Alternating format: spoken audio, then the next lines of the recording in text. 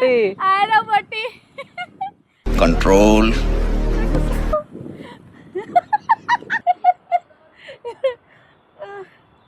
అరే పొట్టి ఒకసారి hotspot on చేయవా? అరే ఎక్కడికి పోతున్నావు? నేను అసెంబ్లీకి పోతున్నా. అసెంబ్లీకి ఎందుకే? నాలాగా పొట్టుకున్న వాళ్ళందరికీ పింఛన్ ఇవ్వమని అడగడానికి.